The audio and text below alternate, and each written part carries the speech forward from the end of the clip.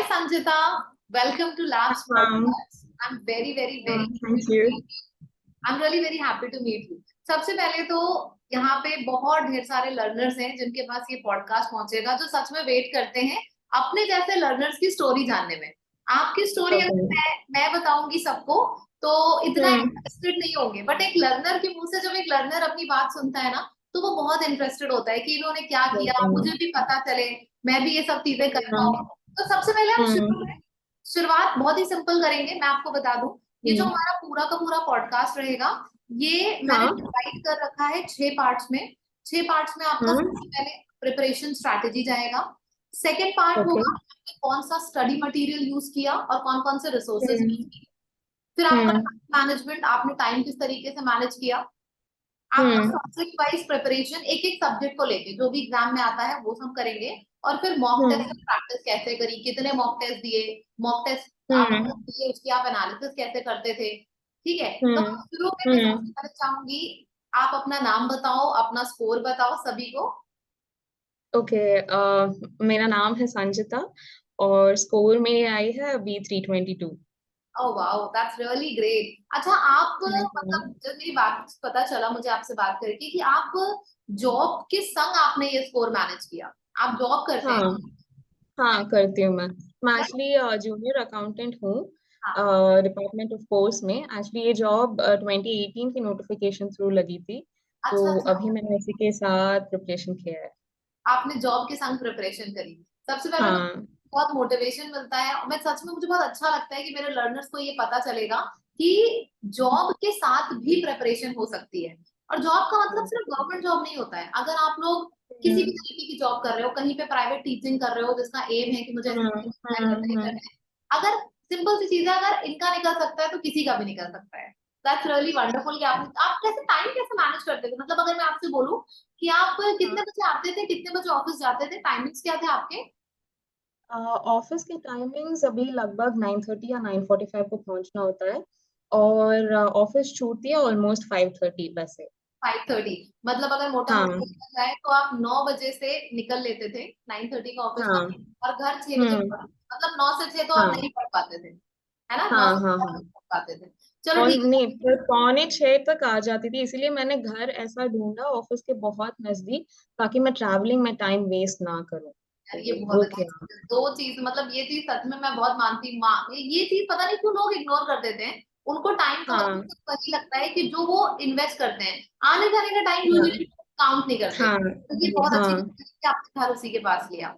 चलिए, अच्छा एक हम्म। बात बताइए, हम सबसे पहले अपने जो लेक्चर हमने 6 पार्ट्स में डिवाइड किया था इस पॉडकास्ट को, सबसे पहले पार्ट से शुरू करते हैं कि अगर मैं आपसे बात ओके। करूं कि आपकी प्रिपरेशन स्ट्रैटेजी क्या रही, इन द सेंस मैं और डिटेल में अगर आपसे बोलूं कि जैसे होता है ना कि अगर मुझे एसएससी देना है तो मेरे लिए कोई एक हम्म। मोटिवेशन होगा, मैं क्यों दूं एसएससी। सिमिलर चीजें जैसे कि हाँ, अगर मैं यहाँ पे लैब पे हूँ तो मैं क्यों हूँ, मेरे लिए मोटिवेशन है। हाँ। तो हर एक बंदे के हम्म। लिए कोई ना कोई मोटिवेशन होता है। तो हाँ। आपके लिए क्या मोटिवेशन था कि आप इस एसएससी के एग्जाम को ही दो, बैंक ना दो, टीचिंग ना दो, सिर्फ एसएससी क्यों। मेरे लिए वर्क लाइफ बैलेंस सबसे बड़ा प्रायोरिटी है। और जितने भी पोस्ट हैं, जितना भी रिसर्च मैंने किया है, एक डिसेंट पे के साथ एक अच्छा लाइफ जो मिलता है वो मोस्टली एसएससी एग्जाम्स के थ्रू है। इसीलिए मेरा फोकस पूरी तरीके से एसएससी पे ही था। Perfect perfect. मैंने क्योंकि बैंक के जो भी मेरे स्टूडेंट्स हैं जिन्होंने इंग्लिश पढ़ के बैंक क्वालिफाई किया था, जब मैंने हाँ, उनसे हाँ, पूछा था तो उन्होंने ये बोला कि यार मैंने किया तो बैंक एग्जाम क्वालिफाई, लेकिन वहां पे थोड़ा सा ये होता है कि जब आपकी पॉलिसीज वगैरह कुछ लॉन्च होती हैं तो वहां पे थोड़ा सा हाँ। आपका इन्वॉल्वमेंट ज्यादा रहता है। पर एसएससी में वर्क हम्म। लाइफ बैलेंस मेरे हिसाब से, बाकी हम्म। जो लर्नर देखेंगे, आप लोग अपने आप को एसोसिएट करते रहिएगा, सभी लोग जितने भी लोग देख रहे होंगे जिसको वर्क लाइफ बैलेंस पसंद है। कुछ लोग ना बहुत ही ज्यादा इनटू वर्क होते हैं कि मुझे फर्क नहीं हाँ, पड़ता, कहीं पे भी डाल हाँ, दो, मुझे हाँ, ना हाँ, फैमिली से फर्क है। आपके लिए नहीं, लेकिन हाँ। वर्क लाइफ बैलेंस के लिए सही चीज है। दूसरी चीज, आप ब्रीफली एक्सप्लेन करिए आपकी जो स्ट्रैटेजी थी पूरे एग्जाम के लिए, एक ब्रीफ इंट्रोडक्शन छोटा सा। ओके। क्योंकि मैंने जैसे मैंने कहा कि मैंने 2018 में एक अटेम्प्ट ऑलरेडी दे दिया था, तो तब मैंने एक मेंटर या एक सोर्स चुन के उसी को फॉलो करके पूरा सिलेबस खत्म कर लिया था तभी। और बीच में मेरे कुछ और इंटरेस्ट थे जो मैंने परस्यू किए, तो ब्रेक आ गया था। और जब मैं वापस आई तो मैंने 21 भी एक्चुअली दिया था मैंने, पर कुछ नंबर से मैं मेंस में रह गई थी। तो वो भी बेस बन चुका था 21 में। और फिर 22 जैसे पेपर, क्योंकि मेंस 21 का शायद अगस्त में खत्म हुआ था और ये प्री दिसंबर में ही आ गया, तो वो आइडियल टाइम था, मतलब 3-4 महीने जो बस थोड़े से शॉर्ट कमिंग्स थे उसको रेक्टिफाई करने के लिए वो टाइम आइडियल था। तो मैंने थोड़ी जल्दी ही मॉक्स देना शुरू कर दिए, क्योंकि प्रिपरेशन था मेरा, तो मॉक्स देके मैं उसको एनालाइज करके उसमें जो भी शॉर्ट कमिंग्स है नेक्स्ट मॉक देने से पहले उसको प्रिपेयर करके उसको पढ़ के वैसे देती थी। और मेनली मॉक्स था, क्योंकि एक बार सिलेबस जब खत्म हो जाए ना, तो मॉक्स के थ्रू ही प्रैक्टिस बहुत इंपॉर्टेंट होता है और वही टाइम मैनेजमेंट सिखाता ठीक है, मतलब अगर आप ये बोलोगी, मतलब लर्नर से आप ये बोल सकते हो कि एक बार अगर किसी ने प्रिपेयर कर रखा है, क्योंकि ये इंटरव्यू वो भी देख रहे होंगे जिन्होंने अभी एक बार दिया है, जिनका है। एक या दो नंबर चला गया, तो इनका काफी बचा था। इनका एक बार हम्म एग्जाम क्वालिफाई हुआ था, इनको अच्छी और ऊपर की रैंक के लिए इन्होंने प्रिपेयर किया, लेकिन फिर भी इनका नहीं हुआ। तो इन्होंने क्या हम्म किया कि चलो यार, एक बार मैंने एग्जाम पूरा पढ़ लिया है, इंग्लिश में कितना आता है पढ़ लिया है, मैथ रीजनिंग सब पढ़ लिया है। उसके बाद मैंने क्या किया कि अलग अलग टीचर से ना पढ़ के, अलग अलग किताबों में ना जाके, एक चीज पकड़ी, मॉक, और अपना रिवीजन रिवीजन करते थे और हाँ मॉक देते थे। ये आपकी स्ट्रैटेजी थी। तो हर बंदे हम्म को उसका प्रिपेयर हो गया इनके हिसाब से, जो इन्होंने किया वो मैं हम्म आपको बताना चाहूंगी। प्रिपेयर करने के बाद इन्होंने किसी भी नए टीचर पे नहीं फोकस किया, ना ही किसी नए कंटेंट पे। बस ये रिवाइज करती थी और ये अपना टेस्ट देती थी और टेस्ट को एनालाइज करती थी। ये इन्होंने प्रिपरेशन स्ट्रैटेजी यूज करी है, वंस आपका पूरा प्रिपेयर हो जाए। अच्छा, मैं एक बात बताइए संचिता, जब आपका पहली बार एग्जाम निकला था, अभी ये तो आपने बताया कि अगर हमारा प्रिपेयर हो जाए, अगर हमारा प्रिपेयर ना हो उस टाइम पे आप कैसे पढ़ते थे? जैसे जब प्रिपेयर नहीं था, जब आपके पास जॉब नहीं थी, उस टाइम पे। उस टाइम पे मैं पूरे सारे लाइव क्लासेस अटेंड करती थी।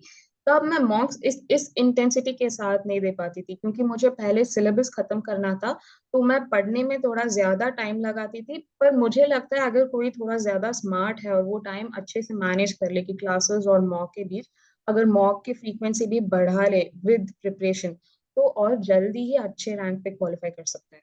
अच्छा, मतलब आपने जो आपके हिसाब से जो आपसे गलती हुई है वो ये हुई कि आपकी पहली बार हाँ में जो आपने जूनियर अकाउंटेंट में आप हैं, जब आपने ये प्रिपेयर हाँ किया था, तो आपने बहुत ज्यादा टाइम हम्म, लाइव क्लासेस और पढ़ाई को दिया था, और मॉक आप उस टाइम कम हाँ लगाते थे।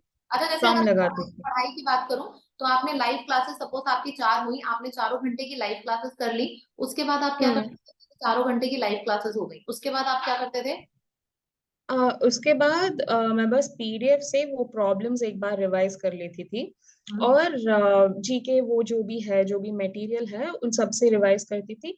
और महीने में एक बार जो भी मुझे लग रहा है कि मैं भूल रही हूँ उन चीजों को फिर बार बार रिपीट करती थी, रिवाइज ठीक है, करती थी ठीक है, बस। तो मैं एक बार आपकी बात मेरे ख्याल से सबने समझ ली होगी, फिर भी मैं एक बार समराइज करके बता देती हूँ कि जब इन्होंने अपनी पढ़ाई करी थी, तो ये क्या करती थी? चारों लाइव क्लासेस करती थी, सपोज 5 घंटे में लाइव क्लासेस हो गई। लाइव क्लासेस का मटेरियल को रिवाइज करती थी, और उसके बाद महीने वाइज जो भी चीजें नहीं हुई हैं, बैकलॉग हो गया है, वो आप करते थे। ठीक है, हाँ अपने पढ़ाई के टाइम पे। और अभी जब हम्म आपकी पढ़ाई कंप्लीट हो गई सेकेंड अटेम्प्ट में, आपने तब क्या किया? सिर्फ रिवीजन और मॉक टेस्ट की इंटेंसिटी बहुत ज्यादा हाँ बढ़ाई। हाँ परफेक्ट। हाँ तीसरा है, अगर मैं आपसे बोलूं कि जब आपका पहली बार ये एग्जाम निकला था, या फिर अभी अभी जो आपने इतने अच्छे मार्क्स स्कोर हम्म किए, मैं सिर्फ हम्म नंबर ऑफ डेज आपसे पूछना चाहती हूँ कि कितने टाइम पे एकदम अच्छे से पढ़ाई करके, मॉक टेस्ट देके, रिवीजन करके, सब कुछ हम्म अच्छे से जैसे आपने बोला हम्म करके, कितने टाइम में आपके हम्म अच्छे नंबर आ गए? मतलब आपके 323 324 नंबर आए हैं, तो ये कितने हाँ टाइम, अगर मैं बोलूँ किसी बंदे को देने चाहिए कि इतने नंबर आ जाएंगे? एक्चुअली मान सकते हैं, क्योंकि 2018 के बाद मैंने प्रिपरेशन 21 में किया था, तो 21 के लिए भी मैं प्रीलिम्स तक इतना ज्यादा सीरियस नहीं थी। प्रीलिम्स शायद हुआ था अप्रैल के टाइम। सीरियस हाँ प्रिपरेशन, जब आपने हाँ, सीरियस। तो ऑलमोस्ट लगभग मई से ले सकते हैं, मई 22 से, तभी से मेंस के लिए सीरियसली प्रिपेयर किया था और उसी चीज को मैंने कंटिन्यू कर दिया था 22 के लिए। सन मई जून जुलाई अगस्त सितंबर अक्टूबर जनवरी फेब, हाँ जो आपका आपने मई हाँ से शुरू किया था ना? सो मई जून हाँ, जुलाई मई से शुरू अगस्त किया था। सितंबर अक्टूबर नवंबर दिसंबर, मोटा मोटा आपने 7 से 8 हाँ महीने में आपका बहुत अच्छा हाँ क्योंकि पूरा। हाँ हाँ ठीक है, ठीक है, परफेक्ट। मतलब ये बोल रही है मेंस तक का पूरा, ये सिर्फ प्री का नहीं बोल रही है। इन्होंने जो प्रिपरेशन करी वो इस तरीके से करी कि 7 महीने में इन्होंने प्री और मेंस फोकस से पढ़ाई के साथ और खूब ढेर सारे मॉक टेस्ट लगा के कर लिया। ठीक, तो हम्म इनकी मैं एक बार समराइज करना चाहती हूँ प्रिपरेशन स्ट्रैटेजी। जो संजीता की प्रिपरेशन स्ट्रैटेजी रही है वो ये रही है कि जब इन्होंने पढ़ाई करी, तो इन्होंने पूरे के पूरे क्लासेस अटेंड करी, 5 घंटे की, उसके बाद 2 घंटे ये अपना रिविजन करती थी, डेली 7 से 8 घंटे इनका चलता था। और उसके बाद एक बार प्रिपरेशन पूरी ओवर हो गई, फिर उन्होंने क्या किया, पूरे टाइम मॉक पे फोकस किया और रिविजन पे, किसी भी नई फैकल्टी, किसी भी नए कंटेंट पे ये नहीं गई। तो शॉर्ट, और इनको समय कितना लगा, जो इनके हिसाब से ऐप है, 7 महीने से 8 महीने ऐप होते हैं, प्री और मेंस दोनों को अच्छे से क्वालिफाई करने करके इतने अच्छे नंबर लाने के लिए। तो ये इनकी समराइज प्रिपरेशन स्ट्रैटेजी थी। सही है, ठीक है। हाँ तो मैम। दूसरा है study material and resources. Everybody will really be glad to know कि आपने कौन सा स्टडी मटेरियल और रिसोर्स यूज किया। आपकी स्टाइल बहुत प्यारी है। Thank you ma'am. एक्चुअली मैंने मैथ्स पहले अमन सर से किया था, जब मैंने 2018 से किया था तो पूरा कोर्स उन्हीं से किया था। सिलेबस तो पता था, मैंने कवर कर लिया था, पर मुझे उस रिसेंटली जो एग्जाम्स हो रहे थे उनमें से बस अच्छे सवाल मुझे प्रैक्टिस करने थे, तो वो अच्छा सा कंटेंट मुझे वहां पे मिल गया था, तो मैथ्स के लिए सिर्फ मैं वो एडिशनली रेफर करती थी। और इंग्लिश, मेरे लिए इंग्लिश एक स्ट्रेंथ है एक्चुअली, तो बस कुछ चीज़ों के लिए मुझे हेल्प चाहिए था, जिसके लिए मैंने आप ही का वीडियोस रेफर किया था, वोकैबुलरी के लिए और नरेशन के लिए, वॉइस और पैराजम्बल। ये नरेशन, वॉइस और पैराजम्बल ऐसी चीजें हैं जो टेक्निक्स आप बोलते हो ना, अगर वो सही से यूज कर ले तो वो टाइम कॉम्प्रहेंशन में के वो क्वेश्चंस के लिए बहुत बच जाता है, तो हमें कॉम्प्रहेंशन में रश थ्रू करना नहीं होता है। यहाँ पे अगर जो टाइम बचा लिया ना, वो क्लॉज टेस्ट जो भी है, पूरा कॉम्प्रहेंशन पैसेज को अच्छे से पढ़ के समझ के उसको वो फिल कर सकते हैं, तब गलतियां होने के चांसेस बहुत कम होते हैं। तो एक्चुअली वो well, it's two way benefit, like you know the concept narration, and you saving time आपने आल्सो। समय बचाया था समय एग्जाम में, वॉइस नरेशन और हाँ पैराग्राफ। हाँ हाँ। अगर वो लेंदी मेथड से ना करके वैसे वो रूल्स यूज करके पूरा सेंटेंस ना पढ़ के करें तो और चीजों में वो टाइम लगाने के लिए टाइम बच जाता परफेक्ट, ये मैं हमेशा कहती थी अपने लर्नर से भी, अगर आप अपना समय बचा लोगे, है। कठिन और इजी कुछ नहीं होता, जब एग्जाम होता है तो बात सिर्फ होती है कि आप अपना कितना समय बचा पा रहे हो। और अगर आपने हम्म एक बार उन जगहों पे समय बचा लिया तो कॉन्फिडेंस भी आता हम्म है। और दैट्स हम्म रियली ग्रेट कि आपने वो चीजें सारी याद रखी एग्जाम में। और बेनिफिट में मैं सच में चाहती हूँ कि जितने भी यहाँ पे लर्नर्स हैं, जितने भी स्टूडेंट्स हैं जो इनको देख रहे हैं, एक एक बात जो कोई भी टीचर बोले, मैं सिर्फ अपनी बात नहीं बोल रही हूँ, आप जहां से भी पढ़ते हैं, हर टीचर बेस्ट होता है मेरे हिसाब से, वो अपना बेस्ट ही बताता है, लेकिन जिससे भी आप पढ़ते हो, जहां से भी, किसी भी एक को फॉलो करो तो पूरा करो। ये बिल्कुल मत करो कि हमने ग्रामर इनसे कर लिया, वोकैबुलरी इनसे कर लिया, क्योंकि हर टीचर के पढ़ाने का तरीका डिफरेंट होता है। बढ़िया है, बहुत अच्छा। और फिर रीजनिंग के लिए आपने क्या किया? रीजनिंग के लिए भी मैं स्वप्ना मैम को फॉलो करती थी, और उसमें भी वो जो क्लॉक्स के थे या फिर फिगर सीरीज के जो भी क्वेश्चंस थे और मिसिंग नंबर्स, तो स्वप्ना मैम को फॉलो करती थी। और जीके के लिए, जीके एक्चुअली मेरा वीकनेस है, तो इस लिमिटेड टाइम में जो बन पाया मैंने पूरी तरीके से सिर्फ करंट अफेयर्स और स्टैटिक जीके पे फोकस किया था, क्योंकि मुझे पता था कि वहां जो इन्वेस्ट करूंगी उस पे मुझे मैक्सिमम रिटर्न्स मिलेंगे, कंपेयर टू जो बहुत वास्ट सब्जेक्ट्स हैं जैसे कि हिस्ट्री हो गया, पॉलिटी हो गया, क्योंकि इस बार पैटर्न बदल गया था और सारे सब्जेक्ट्स कवर करने थे, तो उस लिमिटेड टाइम में मुझे लगा कि जीके से ये करने से काम बन जाएगा मेरा, तो अरे वैसे मैंने फॉलो ये एक्चुअल में बहुत स्मार्ट मूव था ये, सच में। कल हम लोगों ने एक स्ट्रैटेजी ली थी, कल या परसों में एक किया। स्ट्रैटेजी ली थी लैब पे, उसमें अमन जब पूरा बता रहे थे, उन्होंने ये चीज बोली कि अगर आप स्मार्ट मूव रखना चाहते हो, करंट अफेयर और स्टैटिक जीके भी अगर आपने किया है, तो आपके एग्जाम में बेड़ा पार लगना ही लगना है। तो ये हाँ, स्मार्ट मूव था आपका, मैं बोलूंगी कि आपने वो दोनों कर लिया, और दैट्स रियली वंडरफुल। तो आपने और अमन सर वैसे भी पॉइंट्स देते रहते थे बीच बीच में करंट अफेयर्स के क्लास में, तो जो भी बाकी मान लो हिस्ट्री या पॉलिटी कुछ भी हो गया, तो जैसे कि अगर आर्कियोलॉजी के रिलेटेड कुछ भी आ गया, तो पूरा वो आर्कियोलॉजिकल सर्वे ऑफ इंडिया कैसे बना था, कहाँ से शुरू हुआ था, तो वो तो हिस्ट्री में वो भी कवर हो गया। तो करंट अफेयर्स के साथ जो भी कवर होता था वो तो कर लेती थी, पर एक्सक्लूसिवली बाकी सब्जेक्ट्स मैंने कम किए थे। अच्छा, लास्ट मोमेंट रिवीजन के लिए आपने क्या किया था? लास्ट मोमेंट रिवीजन के लिए मैगजीन्स यूजफुल थे तब, और मैगजीन्स के साथ साथ क्योंकि टेस्ट्स भी थे, और टेस्ट के वो क्वेश्चंस जो थे अच्छे लेवल के थे, एक्चुअली मुझे वो टेस्ट भी चैलेंजिंग लगते थे, पर मुझे वही प्रैक्टिस करके एटलीस्ट इतना तो स्कोर मिल गया मुझे जीके में। चलो, बहुत बढ़िया, मतलब आपने समराइज अपनी पूरी प्रेपरेशन बता दी।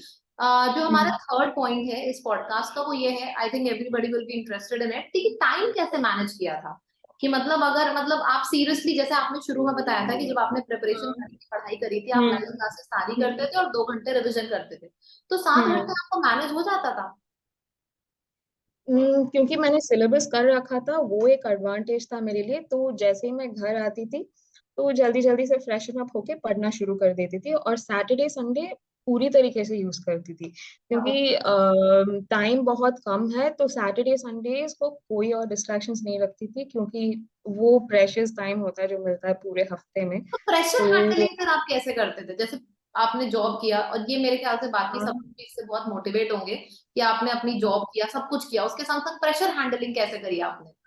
कि यार प्रेशर तो प्रेशर बहुत ही होगा, लिया। कि जॉब का प्रेशर, फिर एग्जाम नहीं क्वालिफाई होगा, फैमिली का प्रेशर नहीं हुआ, तो हाँ, कैसे किया तो आपने? मैं उस मामले में लकी थी, क्योंकि फैमिली से मुझे खास करके कोई प्रेशर था नहीं, और फ्रेंड्स भी अच्छे मिले थे यहाँ पे, क्योंकि एक हेल्दी कंपटीशन हो पेयर्स के बीच, तो एक दूसरे को सिखाते हैं और डिस्कस करते हैं, कुछ नई नई चीज सीखते हैं एक दूसरे से। और घर पे मैं लकी हूँ कि मेरी मम्मी भी टीचर थी, तो उनको पता है कि प्रिपरेशन में कैसा लगता है, कितना एफर्ट्स लगता है। तो अगर मॉक्स में कम नंबर भी आ गए तो उन्हीं के साथ सपोर्टिव। डिस्कस कर लेते थे। तो मेरे लिए actually people around me supported me a lot. मेरे ख्याल से भी आजकल people are really very lucky, मतलब नॉट ओनली यू जो भी बच्चे को देख रहा होगा, दे आर वेरी लकी, क्योंकि आजकल के पेरेंट्स भी बहुत ही ज्यादा सपोर्टिव होते हैं, मैंने जितने भी लर्नर की हाँ। बात करी। तो ये चीज तो हाँ। पहले प्रेशर हाँ। हैंडलिंग बहुत अच्छे से हो जाती है। सबसे हम्म। ज्यादा चैलेंजिंग सब्जेक्ट आपको कौन सा लगा? सबसे ज्यादा? जीके। एज यूजुअल जीके आपको चैलेंजिंग लगा। और जीके के लिए जो चैलेंज, आपने किस तरीके से इसको ओवरकम किया? बस वही मैं करंट अफेयर्स ही देखती थी, और मेरी ये हैबिट है कि मैं ज्यादा सुनती हूँ दैन पढ़ती हूँ। तो डेली करंट अफेयर्स के वीडियोस हो गए, और फिर वो मंथली समराइजेशंस, वो सब जैसे मैं बार बार सुनती थी। एक बार जो डेली करंट अफेयर्स में सुन लिया, वो फिर से मैं मंथली समराइजेशन में भी सुन रही हूँ। तो इम्पोर्टेंट चीजें रीइंफोर्स होती थी। अगर मैं सीए पढ़ना बैठती वैसे ही कंप्लीटली जस्ट द मैगजीन, शायद मैं इतना इंटरेस्टेड नहीं होती, मैं बहुत जल्दी एक्चुअली बोर हो। एक्चुअल में सच है कि हम मूवी देखते हैं, और मूवी की हाँ। स्टोरी आप मुझसे पूछोगे ना, 3 घंटे में देख के आऊंगी, मैं आपको बता दूंगी, या संजिता पता है यहाँ हाँ। पे ये हुआ था, हीरो ने इसको मारा, मैं पूरी हम्म। स्टोरी बता दूंगी। पर अगर मैंने वही हाँ। चीज पढ़ी होगी ना, तो शायद मैं आपको एक बार हाँ। रिवाइज करके बताऊं। ये हाँ। संजिता की साइड से है, मैं अपने साइड से भी बोलना चाहती हूँ। जो वीडियोस होते हैं हम्म। वो दिमाग में ज्यादा अच्छे से सेट होते हैं, और वो जल्दी से हाँ। याद भी होते हैं, इसीलिए आपने ज्यादातर टाइम हम्म। रीडिंग पे नहीं, वीडियो लिसनिंग पे इन्वेस्ट किया। हाँ, राइट, तो चलो। क्योंकि मेरा लर्निंग स्टाइल भी वही है। कुछ लोगों का होता है कि वो पढ़ना ज्यादा पसंद करते हैं, लेकिन मैं सुनना ज्यादा पसंद करती हूँ, तो मेरे लिए वो अच्छा से काम कर गया। अच्छा, दैट्स रियली वंडरफुल। एक चीज और बता दीजिए, जो कि पॉइंट है, कि अगर मैं टिप्स और ट्रिक एक एक लाइन में पूछूं, मैं सब्जेक्ट बोलूंगी, हाँ। आप एक एक ट्रिक बोलना। Maths. Okay. Maths. Practice and मॉक्स। Practice and मॉक्स। Okay, English yes. के लिए? इंग्लिश के लिए reading, reading is very important, and vocab. Reading and vocab, grammar आप लास्ट मोमेंट पे सारे कॉन्सेप्ट्स कवर हाँ, करके कर सकते कर हैं। रीजनिंग के लिए? रीजनिंग के लिए? रीजनिंग के लिए भी practice and मॉक्स। Maths and reasoning pretty much same, और मॉक के time skipping the questions is the most important thing in both of perfect, ये बहुत अच्छा पॉइंट था जो आपने यहाँ पे बोल दिया। And last them. Of all, GS and current affair के लिए यू विल प्रेफर रीडिंग और वीडियोस और मॉक और Yes, practice? Which one you videos. Will? Videos and PDFs for revision, because can't spend that much time on videos again and again. So once after watching the video, just use the PDF for revision. Perfect, तो एक एक line में आपने summarise कर दिया। एक last हम्म। Point हमारा बचा है, मॉक टेस्ट की अगर मैं बात करूं कि आपने कैसे किया मॉक टेस्ट, किस तरीके से हम्म। प्रिपेयर किया, कितने इंपॉर्टेंट, कितने हम्म। मॉक आपने दिए? मॉक्स मैं ऑलमोस्ट, क्योंकि मैं वर्किंग थी, तो वर्किंग डेज पे मैं सिर्फ हाँ। ऑलमोस्ट 2 आवर्स लगते हैं, और 2 आवर्स के बाद एनालिसिस भी होता है, तो वो मैं ऑन अ डेली बेसिस नहीं दे पाती थी। पर सैटरडे संडे को एक एक दिन एक एक मॉक देके उसको एनालाइज भी कर लेती थी। तो मॉक्स देने के बाद एनालाइज करना भी बहुत इम्पोर्टेंट है। एक तो हफ्ते में जो कितने टॉपिक मॉक देते थे आप? एक हफ्ते में? एक हफ्ते में मोटा मोटा 4-5 मॉक्स। एक हफ्ते में 4 मॉक्स मिनिमम आप देते थे अपनी प्रिपरेशन की शुरुआत में, और जैसे जैसे एग्जाम हाँ, करीब आता गया, तब कितने देने लगे एक हफ्ते में? तभी मैंने उतना ही मेंटेन किया, क्योंकि मुझे रिवीजन भी करना था, तो मैंने उसको ज्यादा स्टेप अप मतलब नहीं किया, आपने एग्जाम मैंने का इतना ही किया। शुरू में और एंड में डिफरेंस नहीं रखा। आप जब से आपने प्रिपरेशन शुरू करना किया, आपने शुरू से 4 से 5 मॉक आप देते रहे, जो भी आपका गड़बड़ होता रहा आप उसको एनालाइज करते रहे। ये है ना? हाँ परफेक्ट, हाँ। हमने और सीखा। एक्चुअली लास्ट 2 वीक्स को मैंने रोक भी दिया था। उस टाइम पे मैं ज्यादा प्रेशर भी नहीं लेना चाहती थी, अच्छा, तो लास्ट बस 2 वीक में रिवाइज कर आपने रही थी। रिवाइज एंड मॉक किया। आपने हाँ बहुत ज्यादा हेल्प करी है लर्नर्स की। हमारे 6 पॉइंट्स ओवर भी हो गए हैं, जो सबसे ज्यादा क्वेश्चंस थे लर्नर्स के। लेकिन फिर भी मैं अभी बस मैं 1 मिनट में वीटिंग कवर करूंगी। बस 1 मिनट में एक लाइन ये बता दीजिए कि कैसे हमारे लर्नर्स एकदम मोटिवेट हो जाएं। आपकी एक कोई मोटिवेशनल लाइन, जस्ट वन। अभी you just have the perfect time, क्योंकि अभी एक एग्जाम हुआ और उसके पीछे ही एक एग्जाम लगा है। और जैसे ही मैंने बताया, क्योंकि मैंने 21 में मैं मेंस में कुछ नंबर से रह गई थी और मुझे भी तब 3-4 महीने ही मिले थे नेक्स्ट एग्जाम के लिए। और आपके साथ भी वही हो रहा है। अभी जो एग्जाम हुआ है जस्ट उसके बाद ही ऑलमोस्ट 3 महीने या 4 महीने में एक प्रीलिम्स का डेट तो आ चुका है, 14 जुलाई से है। तो ये आइडियल टाइम होता है, ज्यादा भी नहीं है कम भी नहीं है, आइडियल है। तो इसको यूज करना और just step up your preparation for 23, you will rock perfect, it. This is really the ideal time. I totally agree with you. And आपकी स्माइल ने भी सबको मोटिवेशन दिया होगा। और सबसे मेन चीज है कि आपने प्रॉपर सच सच सबको बता दिया। तो ये होता है ना, मतलब मेरा ऐसा मानना है कि अगर मैं एक फैकल्टी से कुछ बोलूंगी तो वो जल्दी बिलीव करेगा, क्योंकि हम लोग सेम लाइन पे। सिमिलरली हम्म। जब एक लर्नर से बोलता है तो वो ज्यादा जल्दी बिलीव करता है। So it was a lovely experience. मुझे लग रहा है कि हमारी, आप भी लैब फैमिली है और बाकी भी जो लैब फैमिली है वो एक एक चीज फॉलो करेगी और उसको बहुत अच्छा लगेगा आपका इंटरव्यू सुनना। Thanks for helping them all with your true words. Thank you, Sanjita. Oh, Bye bye. It was thank a you, ma'am. lovely Thank you interview. so much for this chance. Thank you. Bye, ma'am. Bye.